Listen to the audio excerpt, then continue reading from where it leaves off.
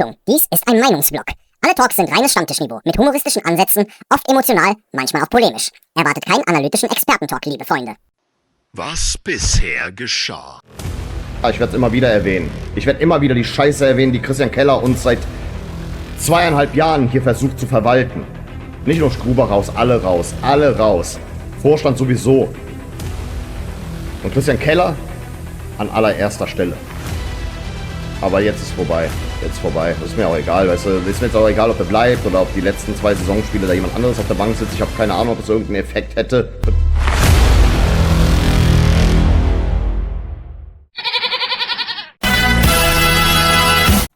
Hallo, Moje, Jodedach. Herzlich willkommen auf meinen kleinen, bescheidenen Kanal. Ich bin der Leo. Schön, dass ihr eingeschaltet habt. Ja, liebe Freunde, die Ereignisse haben sich gestern Abend überschlagen. Ich konnte es erstmal nicht glauben, was da für eine Resonanz auf meinem Video auf einmal vor meinen Augen sich bewegt hat. Das ist unglaublich. Erstmal danke für die ganzen Abos, die da gelassen wurden, für die ganzen Kommentare. Ich war wirklich überfordert. Und während ich da so im Bett lag, und ich möchte euch an der Stelle sagen, wem ich nicht geantwortet habe, sorry, aber ich war wirklich überfordert. Also das Herzchen-Like, das möge euch beweisen und auch zeigen. Ich habe es zur Kenntnis genommen. Aber dann ungefähr, wann war das? 10:30 oder 11:15, vielleicht noch so ein Stündchen, bevor ich schlafen gegangen bin, auf einmal die ersten Gerüchte. Krisensitzung am Geisbockheim. Ich wollte das zuerst nicht glauben, weil ihr wisst ja, ich habe nicht so viel Vertrauen in diesen Vorstand, eigentlich gar keins mehr, und es ist auch berechtigt, weil die werden ja in dieser Konstellation nie wieder für den FC tätig sein. Und ich habe ihnen echt nicht zugetraut, dass sie es durchziehen. Und dann kam das erste Gerücht, dass Christian Keller und Gerhard Struber beide wahrscheinlich den Verein verlassen müssen, dass sie wahrscheinlich entlassen werden. Und dann kam es wenige Minuten später, nicht mal eine halbe Stunde später oder so. Ihr wisst ja alle ungefähr, wann diese Nachricht eingegangen ist. Keller und Struber müssen gehen. Und ja, nachträglich möchte ich dazu mein Glas erheben. Ja, liebe Freunde, eine sehr, sehr traurige Ära geht nun zu Ende. Eine Ära ist nicht immer nur positiv, das hier war eine negative. Und was soll ich euch großartig sagen? Ich verspüre jetzt gerade ein bisschen Erleichterung, aber ich sehe das jetzt auch nicht als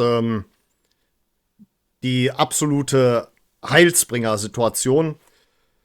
Ich wusste ja auch nicht, wer wird jetzt hier übernehmen. Es war zuerst die Rede von Rutenbeck, aber halt das, was er mit der U19 erreichen kann, das ist jetzt erstmal im Fokus, und da wird auf jeden Fall weiterhin dran gearbeitet, das Ziel zu erreichen, und deswegen, er stand nicht zur Verfügung und er sieht sich auch mehr als Entwicklungstrainer. Und ja, ich hätte jetzt ehrlich gesagt nicht gedacht, auch wenn es dann schon noch wenige Minuten später im Raum stand, dass es Friedhelm Funkel wird. Ja, okay. Es ist natürlich eine Lösung, die ein bisschen oberflächlich wirkt. Aber wer weiß, vielleicht ist es genau das, was wir gerade brauchen. So ein väterlicher Trainer, einer, der auf der anderen Seite nett ist, weil es ist Friedhelm Funkel von meinem Eindruck her, aber auch gleichzeitig Identifikation zeigt mit diesem Verein, also 100%ige Identifikation, aber auch eine gewisse Autorität ausstrahlt. Und das ist vielleicht das, was diese Spieler gerade brauchen.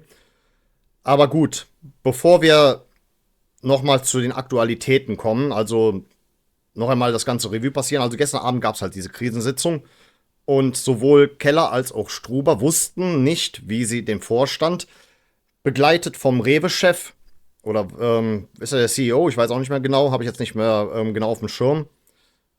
Sie wussten nicht, ihn zu überzeugen. Ich kann mir auch gut vorstellen, was sie da wieder von sich gegeben haben. Also, dann lass mal hören, wie können wir diese Krise überwinden? Wichtig ist, dass wir stabil und kompakt bleiben. Und dass wir die Basics nicht vergessen. Ja, und dementsprechend fiel dann die Entscheidung, nein, wir machen nicht mehr weiter. Wir machen nicht mehr weiter. Und nun ja, ich persönlich empfinde da eine Erlösung. Ich sag auch ganz ehrlich, wie im letzten Video, das war überfällig, schon längst. Weil, kommt, jetzt nochmal zum Abschluss, nochmal ein kleiner Abgesang auf Christian Keller und auch ein bisschen auf Gerhard Struber. Wisst ihr, spulen wir mal den Film zurück ins Jahr 2022. Christian Keller trat an, sollte dann halt Alexander Werle beerben. Und wir wussten ja, Werle wird verbrannte Erde hinterlassen, Schulden und dergleichen. Wir standen ja kurz vorm Bankrott, und da brauchten wir halt jemanden, der mit dem Geld etwas vorsichtiger umgeht. Und da habe ich ihm halt entsprechend auch Kredit gegeben. Ich war bereit, Christian Keller eine Chance zu geben, weil ich habe es verstanden. Ich wusste, ja, wir haben nicht genug Geld. Ich wusste, ja, die Kracher-Transfers, das wird sehr schwer. Wussten wir zwar nicht genau so, wie das abläuft, kurz bevor die Saison daraufhin gestartet ist.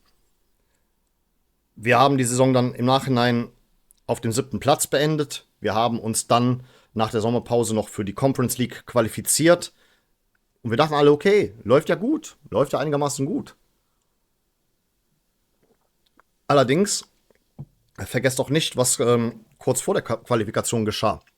Auf einmal stand im Raum, Anthony Modest wird verkauft. Das kurz vom ersten Spieltag. Für 5 Millionen. Das war damals, finde ich, eine Summe, die eigentlich deutlich hätte höher sein können, im Anbetracht dessen, was Modest für einen Lauf hatte. Und ja, klar, wir wissen ja, dass Modest ein ziemlicher, ja, sagen wir mal so, er läuft in Geld wirklich ziemlich hinterher, also er ist wirklich geldgeil, das wissen wir alle, aber trotzdem, ich habe bis heute nicht den Eindruck verloren, dass er auch ein bisschen vom Hof gejagt wurde. Wir erinnern uns an sein Interview, das ich ihm damals übel genommen habe, der 3-Millionen-Mann, der muss gehen. Und jetzt die Frage, wie ungefähr hat Keller das verwaltet? Da können wir natürlich spekulieren. Wie hat er das mit ihm kommuniziert? Hat er ihn verärgert? Hat er ihn quasi nach Dortmund gejagt, in die Arme der Dortmunder getrieben? Das ist die Frage, die zu dem Zeitpunkt im Raum stand. Wir hatten im Sommer damals auch gewisse Transfers, die auf der einen Seite im Nachhinein gelungen waren, wie zum Beispiel Erik Martel.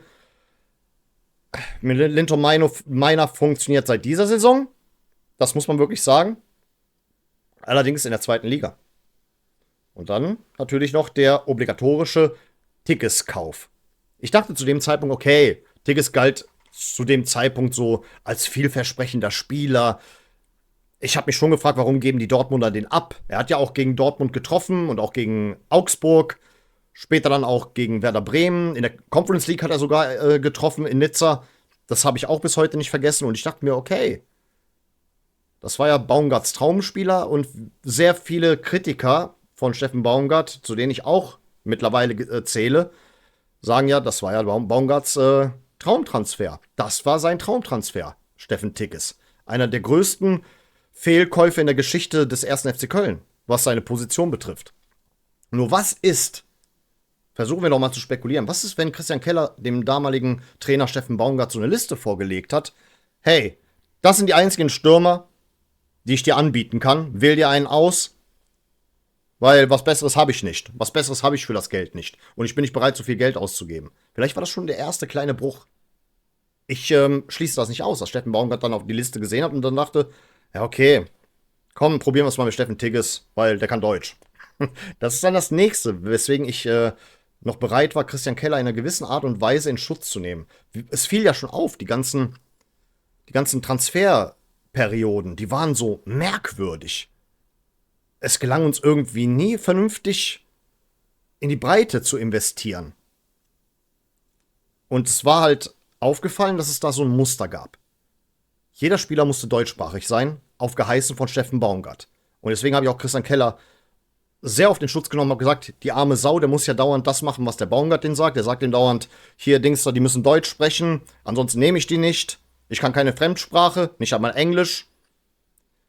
Das war auch so diese Zeit, wo ich bereit war, Christian Keller in Schutz zu nehmen. Aber es fiel schon auf in der Wintertransferperiode, da kam ja irgendwie nichts. Dann kam halt Davy Selke, der, sagen wir mal so, für die Rückrunde doch schon ein ziemlicher Volltreffer war. Und vielleicht es immer noch wäre. Der Sommer darauf, der war geprägt von der Transfersperre, die wir dann von der FIFA erhalten haben. Dank des CAS konnten wir sie verschieben, bis ein endgültiges Urteil gefällt wurde. Das Ding ist aber schon, als damals Christian Keller gesagt hatte, keine Sorge, wir kriegen das hin, wir werden das widerlegen, wir haben Zeugenaussagen, die das eindeutig widerlegen können. Da hatte ich mir schon gedacht, warte einen Moment mal, kann es sein, dass der Typ ein bisschen Scheiße labert? So, ist das eventuell ein bisschen vereinspolitische Propaganda? Ja, das war's dann im Nachhinein. Ich weiß, er hat diese Transfersperre nicht verursacht. Mir ist aber auch klar, dass er nicht alles getan hat, um sie zu verhindern. Ich glaube auch, das hat mit diesem Sparkurs zu tun. Weil es gab ja dieses Treffen mit Ljubljana. Das gab es. Und irgendwie hat sich Ljubljana da nicht darauf eingelassen. Nur was ist, wenn die Summe zu gering war? Und ich finde, man hat sich ja zu sehr auf diese Zeugenaussagen verlassen, die es nicht widerlegen konnten. Ich versuche den Weg ja an der Stelle auch ein bisschen abzukürzen. Wir wollen das jetzt hier nicht zu sehr, nachdem er sowieso jetzt weg ist, auseinandernehmen. Aber halt, nochmal zurückzukommen auf diesen Transfersommer 2023, wo uns zum Glück noch zuvor ein Klassenerhalt gelungen ist. Aber es war schon aufgefallen, dass wir tabellarisch schon ein bisschen runtergesunken sind. Und den ganzen Sommer hatten wir uns gefragt, wann werden denn die ganzen Spieler endlich verpflichtet? Klar, diese Sperre hat ein bisschen unsere Reputation versaut. Aber ich habe nie das Gefühl gehabt, dass, wenn du dich mit einem Christian Keller an den Tisch setzt, dass er irgendwie ein gutes Verhandlungsgeschick hat. Dass er teilweise auch die Berater verärgert. Ich habe auch sehr oft auf einer sehr polemischen Art geäußert, dass er am liebsten Minijobber hier beschäftigen würde. Das war immer so meine Vermutung. Klar, es war ein bisschen übertrieben gesagt, überspitzt gesagt, aber ich habe wirklich immer das Gefühl gehabt, dass ein Keller am liebsten die Spieler für lau hier spielen lassen würde. Und ich glaube, es hat einige Transferkandidaten in die Flucht geschlagen.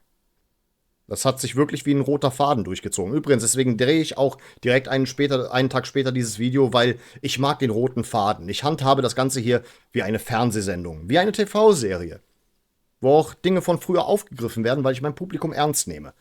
Und deswegen schließen wir das Thema Keller auch mit dieser heutigen Folge auch ab. Definitiv. Nur halt, als dann diese Transfersperre kam, da haben er und weitere Vorstandsmitglieder auch irgendwie geäußert, wir dachten, das läuft anders, wir dachten. Ja, toll, du sollst nicht dachten, du sollst denken. Und das war halt das Problem. Da hat man nicht genug vorausschauend gedacht. Man hätte den Sommer zuvor, und ich weiß, es klingt ein bisschen krass, aber mit allen Möglichkeiten, die zur Verfügung standen, den Kader aufblähen sollen. Für den Fall der Fälle. Stattdessen gelangen uns nur so Mini-Transfers. Ich war zwar ein ziemlicher Fan zu dem Zeitpunkt vom Waldschmidt-Transfer und ja, auch hier in der zweiten Liga trifft er ab und zu. Wir dürfen aber nicht vergessen, dass er trotzdem summa summarum jetzt nicht eine besondere Verstärkung ist. Dass er auch hier mit einer ziemlichen arroganten Art durch die Gegend läuft. Aber ist nicht rechtfertigt größtenteils. Das ist das Problem. Das ist das Problem, das ich mit einem Waldschmidt habe. Als wir dann diesen Fehlstart hatten, diesen ersten Fehlstart, seitdem Steffen Baumgart unser Trainer war, da wusste ich schon, irgendwas stimmt hier nicht. Dann kamen keine Siege, keine Tore. Es gab dann auch diese Sturheit von Baumgart, nichts umzustellen, immer gleich zu spielen, obwohl es nicht zielführend war. Und dann kam Christian Kellers erste Trennung. Und wir hatten uns gefragt, wer kommt. Ich hatte gehofft, weil wir zuvor im Pokal gegen Kaiserslautern ausgeschieden waren und ich eigentlich der Meinung war, dass dieser Mann unsere Schwächen kennt. Da war mein Wunschkandidat Dirk Schuster. Der ist jetzt aber eh vorbei. Der ist auch für mich Geschichte, weil er ist jetzt auch schon wieder eine Zeit lang raus und vielleicht war das der Drive, den wir hätten mitnehmen sollen. Stattdessen kam Timo Schulz. Timo Schulz Fußball war, ja, langweilig, sehr einfallslos, aber ihm wurde ja auch nichts Besseres zur Verfügung gestellt. Wir hatten ja schließlich auch eine Transfersperre. Im Nachhinein sind wir dann doch abgestiegen. Auch Timo Schulz hat sich dann in irgendwelche Phrasen verstrickt. Zwar nicht so krass, wie das dann später ein Gerhard Struber getan hat. Aber ja, dann kam der Sommer. Wir trennten uns von Timo Schulz nach dem Abstieg. Und dann kam Struber. Ich habe mich auch gefragt, wer ist das eigentlich? Hab mir ein bisschen die Reputation angesehen.